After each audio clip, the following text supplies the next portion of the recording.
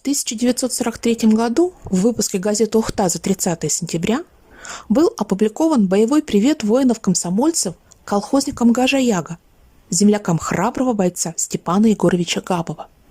В своем письме они рассказали, как отважно пулеметчик Степан Габов защищал стратегически важную высоту, отразив несколько атак превосходящих сил противника, за что и был награжден орденом боевого Красного Знамени.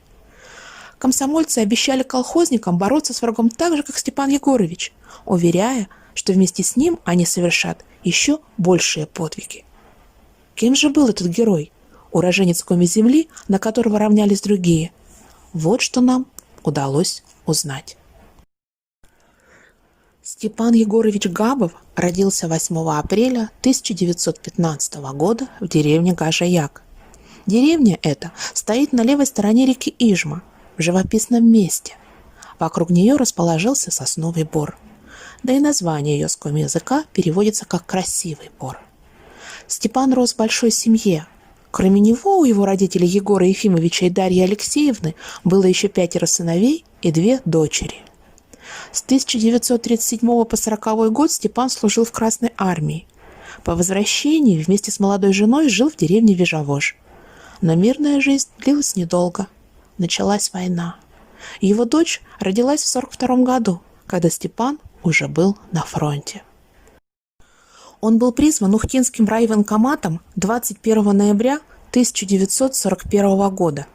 В это время в Котласе, в поселке Лименда, формировалась 28-я стрелковая дивизия, та самая, которой в октябре 1943-го будет присвоено почетное звание Невельская. Именно в нее и попал Степан Габов.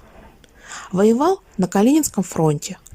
В ноябре 1942-го сержант Степан Егорович Габов, командир отделения 446-го отдельного пулеметного батальона 28-й стрелковой дивизии в составе 3-й ударной армии, принимал участие в Великолукской наступательной операции.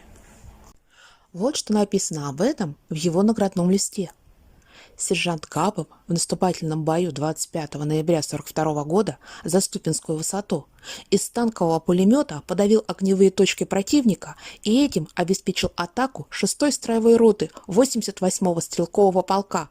Когда противник был обращен в беспорядочное бегство, товарищ Габов из пулемета уничтожил до 100 немецких солдат и офицеров.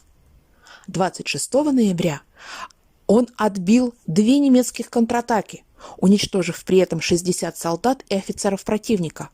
В один из моментов боя товарищ Габов более 2 часов находился в окружении. Подавив своим пулеметом 2 станковых пулемета противника и уничтожив до 50 немецких солдат и офицеров, вышел из окружения вместе со своим станковым пулеметом.